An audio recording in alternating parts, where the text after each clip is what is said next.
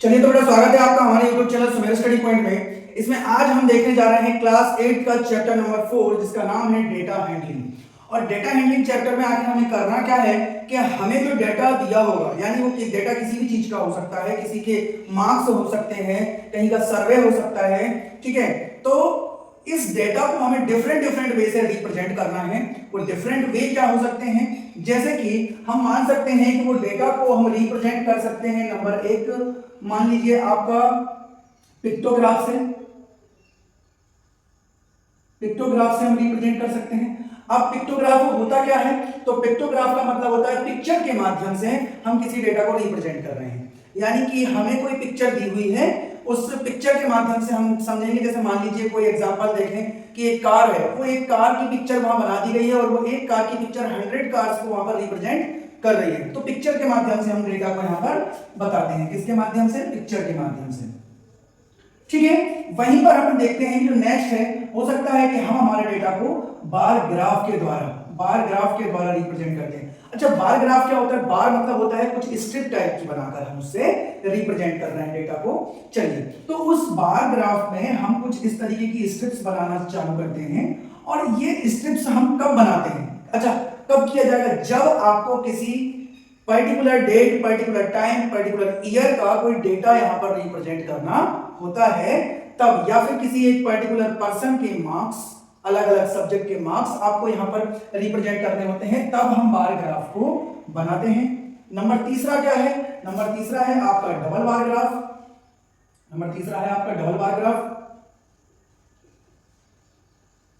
अच्छा, double bar graph का use कब करते हैं? डबल बार ग्राफ का यूज हम तब करते हैं जब किसी दो लोगों का हम यहां पर क्या कर रहे हो, कंपैरिजन कर रहे हो। जैसे मान लीजिए राम के मार्क्स ज्यादा हैं और श्याम के मार्क्स कम हैं, तो राम और श्याम के दोनों के मार्क्स में हम कंपैरिजन कर रहे हो यहां पर। तो जब देखा जाए सेकंड टेस्ट में राम के मार्क्स और ज्यादा और श्याम के मार्क्स भी लगभग उसी के बराबर आ गए हैं, तो दोनों के मार्क्स बराबर है। तो डबल बार ग्राफ यानी कि हम कंपैरिजन के लिए यहाँ पर दो पर्सन हो सकते हैं, दो कंपनी हो सकती हैं, किसी भी दो चीजों के बीच में हम जब कंपैरिजन करते हैं तो हम डबल बार ग्राफ का यूज करते हैं, ठीक है। इसी में नेक्स्ट चीज होती है हमारे सर्कुलर ग्राफ, जिसको अपन बोलते हैं पाई चार्ट। क्या बोलते हैं? Pie chart. और पाई चार्ट जो होता है वो एक सर्कुलर फॉर्म में होता है, ऐसा, ओके। और इस सर्कुलर फॉर्म में हमें बताना होता है, क्योंकि एक सर्कल में जो एंगल होते हैं वो कितने डिग्री का होता है? एक कंप्लीट एंगल होता है, this angle is 360 degree, okay. तो इस 360 डिग्री एंगल को हम कंपेयर करते हैं हमारे जो डेटा है उससे, और उस डेटा को हम रिप्रेजेंट करने की कोशिश करते हैं इस 360 डिग्री के एंगल के अंदर, ठीक है। और उन क्वेश्चन के माध्यम से मैं आपको बताने की कोशिश करूंगा कि आखिर इन सभी को हम किस तरीके से रिप्रेजेंट कर सकते हैं। तो इसके बाद चलते हैं हम हमारी एक्सरसाइज के ऊपर, और जहां पे देखते हैं कि क्वेश्चन को हम इन में किस प्रकार रिप्रेजेंट करेंगे, ओके। इसको नोट करना है तो फटाफट नोट डाउन करिए, इसके बाद चलते हैं हम एक्सरसाइज पे। चलिए बेटा, तो देखते हैं इसी का क्वेश्चन नंबर फर्स्ट, जो हमसे कह रहा है कि एक सर्वे किया गया और उस सर्वे के दौरान देखा गया कि यहाँ पे कुछ लोगों का सर्वे किया है किस बात का, कि किसको किस टाइप का म्यूजिक पसंद है। तो देखा गया कि 40% लोगों को लाइट म्यूजिक पसंद है, वहीं देखा जाए 30% को फोक म्यूजिक पसंद है, और 10% लोगों को क्लासिकल म्यूजिक एंड 20% लोगों को सेमी क्लासिकल म्यूजिक पसंद है। तो वहीं पर हमको इस डेटा के अकॉर्डिंग, इस डेटा को स्टडी करके हमें इन तीन क्वेश्चंस के आंसर्स देने हैं, क्लियर। देखिए, पहला क्वेश्चन हमसे कह रहा है if 20 people like classical music तो how many young peoples were surveyed. यदि 20 पीपल्स जो हैं क्लासिकल म्यूजिक को पसंद करते हैं, ओके, तो कितने लोगों का सर्वे किया गया है? तो हमें नहीं मालूम है, तो हम क्या मान लेते हैं कि जो सर्वे है, मान लेते हैं number of people who served, कितने लोगों का सर्वे किया गया है? मान लेते हैं x लोगों का सर्वे किया है। तो देखा जाए कि क्लासिकल म्यूजिक को पसंद करने वाले कितने हैं? 10%। तो हम देखते हैं यहां पर कि इस 10% निकाल लिया जाए, 10% ऑफ x कितना गिवन है हमें? 10% ऑफ x यहां पे दिया है हमें 20, ओके। तो इसको हम यहां से कैलकुलेट कर लेते हैं। तो 10% का मतलब होता है 10/100 इंटू ऑफ का मतलब into x is equal to 20, got it. इतनी बात क्लियर है। यहां से ये जो 100 है ये कहां पहुंच जाएगा आपका, x की वैल्यू आपको निकालना है तो 20 के पास जाएगा 100 और डिवाइड में आ जाएगा 10। क्लियर? तो यहां से एक जीरो से एक जीरो कैंसिल और x की वैल्यू आपको यहां से आ गई यानी कि 200। यानी हम कह सकते हैं कि नंबर ऑफ people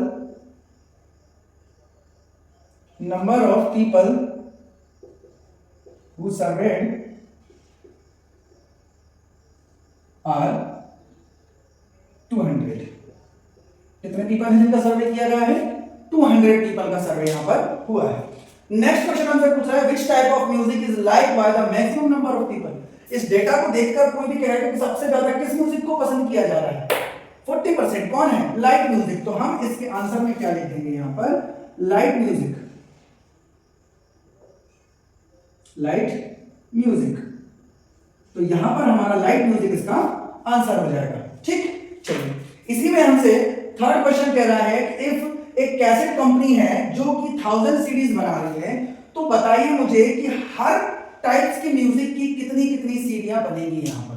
क्लियर है? चलिए तो चेक कर लेते हैं इसी डेटा के अकॉर्डिंग। हम देख लेते हैं यहां पर सबसे पहले नंबर ऑफ, इसको यहां से अपन सेपरेट कर देते हैं। फिर हम देखते हैं कि नंबर ऑफ सीडीज ऑफ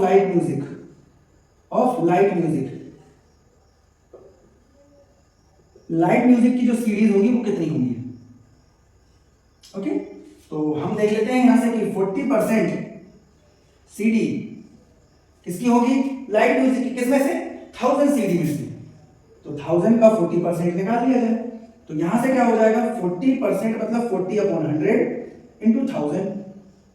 अच्छा, यहां से 20 से 20 कैंसिल करें तो 40 का मल्टीप्लाई 10 से करेंगे तो 400 सीरीज। यहां पे 400 सीडी किसकी बनेगी? आपकी लाइट म्यूजिक की। चलिए इसी क्रम में हम चेक कर लेते हैं लाइट म्यूजिक के बाद फॉक म्यूजिक को कि number of CDs of folk music की सीरीज चेक कर लेते हैं। फॉक म्यूजिक कितना परसेंट है? 30%। तो 30% ऑफ 1000 चेक कर लेते हैं तो 30/100 हो जाएगा यहां से और 1000। सिमिलरली यहां पर भी 2 जीरो से 2 जीरो कैंसिल हो जाएंगे। 30 का मल्टीप्लाई 10 से करेंगे तो 300 सीरीज। ठीक, सिमिलरली इसी में हम आगे बात करते हैं। नेक्स्ट है हमारा classical music. So number of CDs of classical music,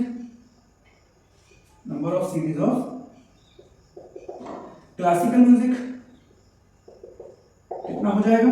classical music है 10%। तो 10% ऑफ 1000 यानी कि यहां से हमें क्या मिल जाएगा? 10/100 इंटू 1000। अगर यहां से भी अपन 2 जीरो से 2 जीरो कैंसिल कर दें तो यहां से हमारा आंसर कितना आ जाएगा? 100 सीरीज। लास्ट है हमारा कि number of series of semi classical music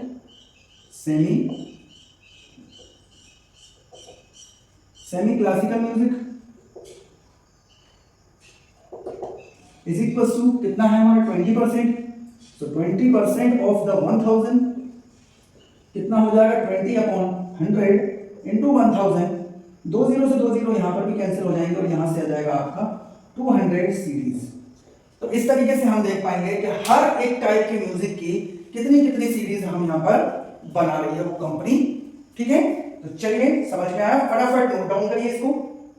चलिए तो बड़ा देखते हैं इसी का नेक्स्ट क्वेश्चन नंबर 2 जो हमसे कह रहा है कि 360 लोगों के सर्वे पर यह ऑब्जर्वेशन किया गया कि 90 लोग समर सीजन को पसंद करते हैं, 120 लोग रेनी सीजन को और 150 लोग विंटर सीजन को पसंद करते हैं। तो इस डेटा के अकॉर्डिंग हमें इन 3 क्वेश्चंस के आंसर्स देने हैं, जिसमें पहला क्वेश्चन पूछा है हमसे which season got the most vote. किस सीजन ने सबसे ज्यादा वोट यहां पर मिले हैं? तो हम देखें कि विंटर सीजन को, तो इसका सिंपल सा आंसर हो जाएगा विंटर सीजन।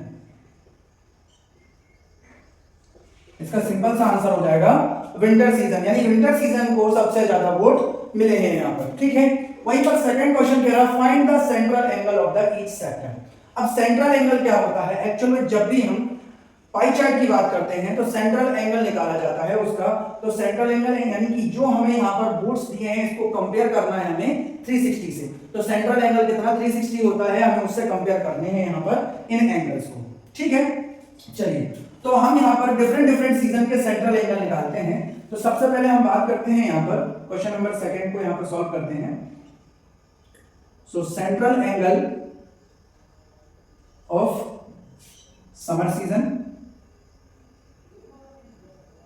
समर सीजन का सेंट्रल एंगल निकालें तो वो कितना हो जाएगा। समर सीजन के बोर्ड कितने हैं 90, आउट ऑफ कितने लोगों का सर्वे किया था 360 लोगों का, और हमारा एक सर्कल में कंप्लीट एंगल कितने डिग्री का होता है, कितना होता है 360।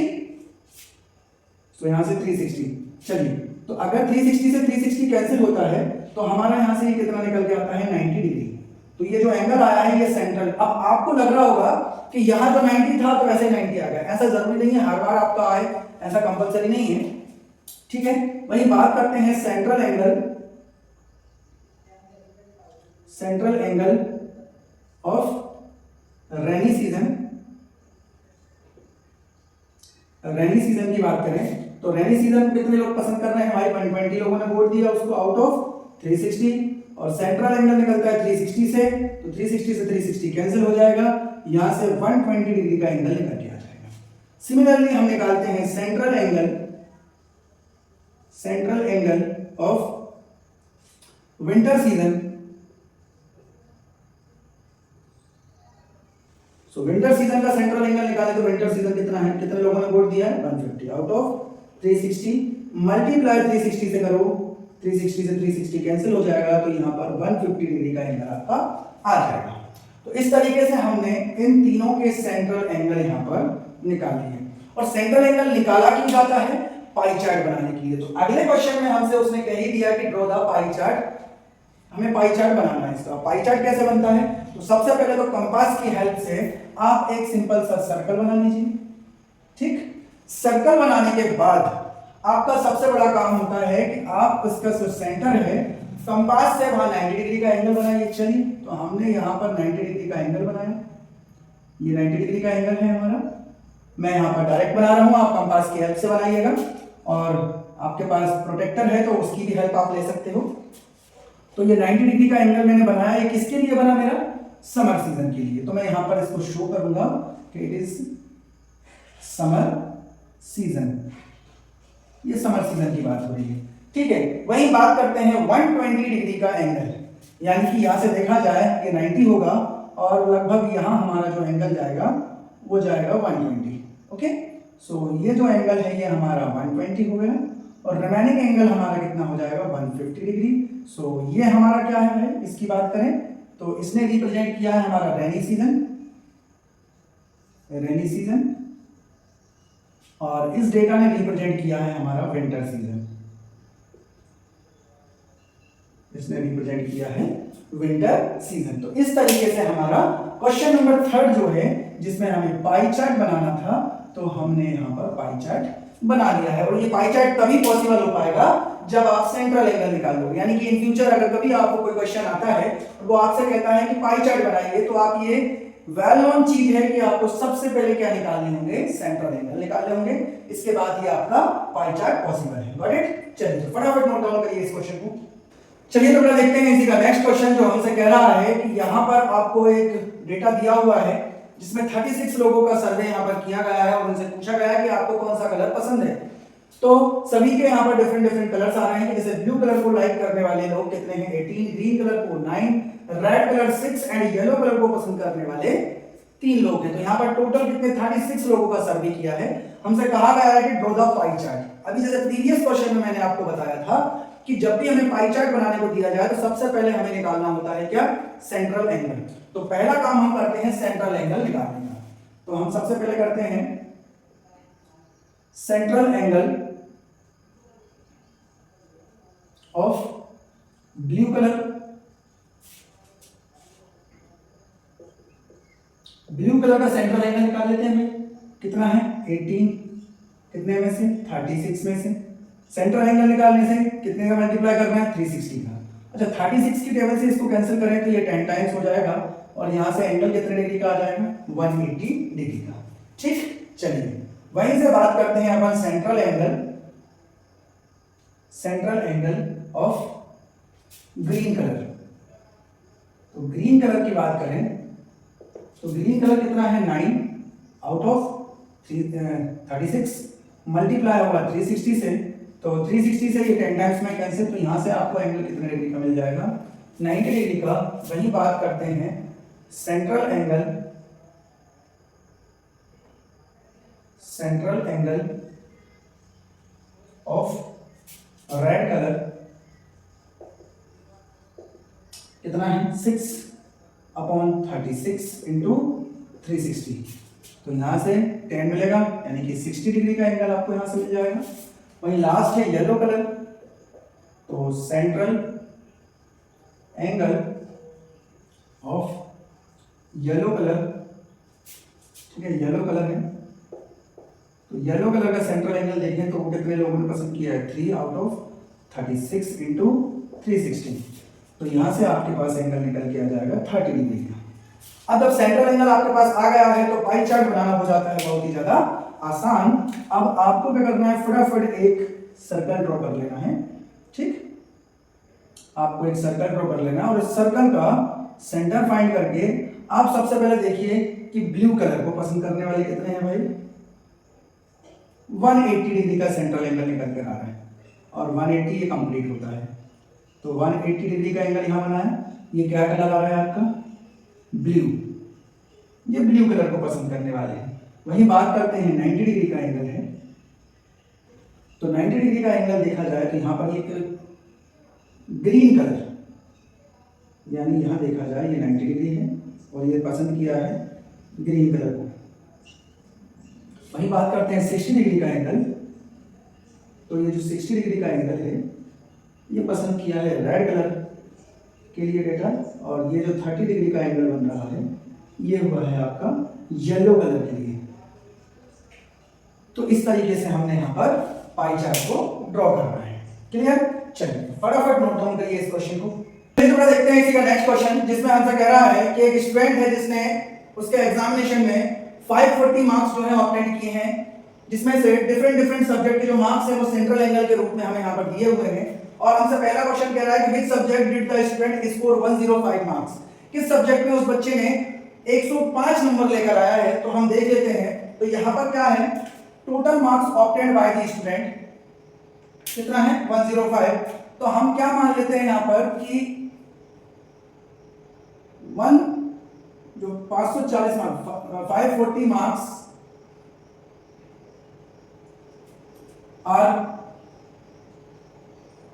रिप्रेजेंट्स 360 डिग्री एंगल, यानी कि जो हमारे 540 मार्क्स है वो यहाँ पर क्या रिप्रेजेंट कर रहे हैं, 360 डिग्री का एंगल रिप्रेजेंट कर रहे हैं यहाँ पर। ओके, तो हम क्या करते हैं, हम निकाल लेते हैं सेंट्रल एंगल फॉर 105 मार्क्स। भाई 105 नंबर किसके हैं उसका सेंट्रल एंगल फाइंड कर लेते हैं। तो सेंट्रल एंगल हम फाइंड करें तो 105 मार्क्स हैं, कितने में से, 540 मार्क्स में से, इसका मल्टीप्लाई कर दीजिए आप 360 से, तो आपका यहां से सेंट्रल एंगल निकल के आ जाएगा। ओके, तो यहां से देखा जाए, इसको अगर डिवाइड किया जाए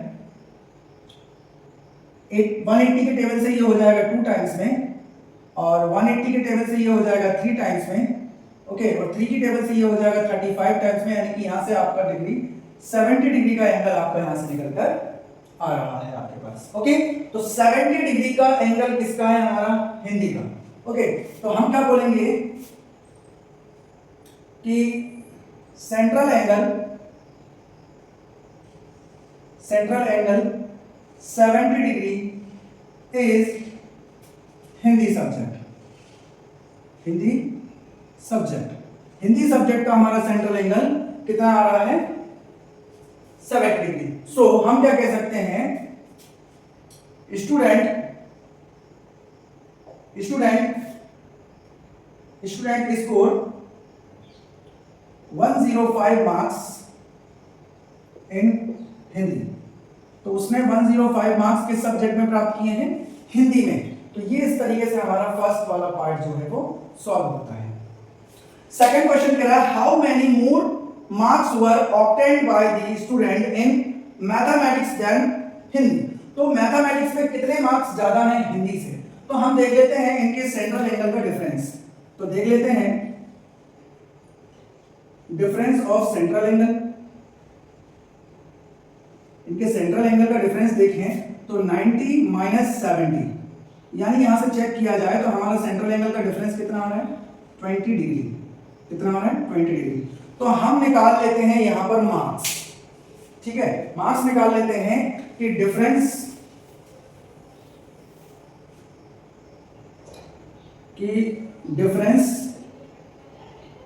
of marks, difference of marks निकाल लेते हैं यहां पर। Difference of marks of mathematics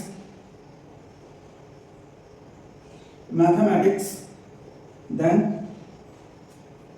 Hindi. Difference of marks mathematics and Hindi, दोनों मार्क्स का देखिए कितने का डिफरेंस आ रहा है? 20 डिग्री का आउट ऑफ। अब यहां पर हम देखें कि हमें मार्क्स निकालने हैं। सेंट्रल एंगल हमारा कितना है? 20 डिग्री। तो सेंट्रल एंगल है तो अपन में क्या आएगा? 360 और मल्टीप्लाई कर दीजिए आप 540 से। तो यहां से कितना हो जाएगा आपका? यहां से आपका इसको अपन डिवाइड करें अगर 180 से, तो 180 से ये हो जाएगा 2 टाइम्स में, और 180 से ये हो जाएगा आपका 3 टाइम्स में। तो आपका यहां से एंगल कितने डिग्री का आ जाएगा? यानी कि 30 मार्क्स निकल कर आपका यहां से। दूसरे ये 10 टाइम्स में और ये 30 मार्क्स, यानी कि यहां पर हमारे पास जो डिफरेंस है वो 30 मार्क्स का डिफरेंस हो जाएगा मैथ्स में और हिंदी में। ठीक है, वही देखते हैं इसका थर्ड पार्ट। ओके, तो थर्ड पार्ट कह रहा है यहां पर कि यदि मैथमेटिक्स और सोशल साइंस के मार्क्स को अगर ऐड कर दिया जाए और साइंस और हिंदी के मार्क्स को अगर ऐड कर दिया जाए तो किसके मार्क्स यहां पर मोर होंगे? तो ठीक है, तो हम देख लेते हैं यहां पर sum of central angle, sum of central angle, central angle किस किस का? मैथ्स का और सोशल साइंस का, मैथ्स एंड सोशल साइंस। क्या आ जाएगा हमारा? चेक कर लीजिएगा यहां पर 90 प्लस 65, यानी देखा जाए तो 155। वहीं हम बात करें यहां पर central angle, sum of central angle of science and Hindi, science and Hindi. चलो दोनों के सेंट्रल एंगल की बात करें यहां पर, दोनों के सेंट्रल एंगल कितना आ रहा है? 80 प्लस 70, यानी देखा जाए यहां पर तो 150। तो हम क्या ऑब्जर्व कर पा रहे हैं? वी ऑब्जर्व दैट, तो हम लिखेंगे the central angle of mathematics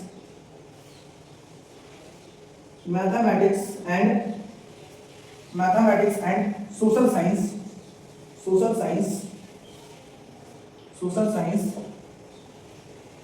is more than science and Hindi, science and Hindi। तो साइंस और हिंदी से इनका जो मार्क्स है वो मोर देन है, तो हम कह सकते हैं सेंट्रल एंगल ज्यादा है than Hindi. So marks of maths and social science are more. जब इनका सेंट्रल एंगल ज्यादा है तो इनके मार्क्स भी ज्यादा होंगे। Got it? चलिए तो फटाफट नोट डाउन कर लीजिए इस क्वेश्चन को।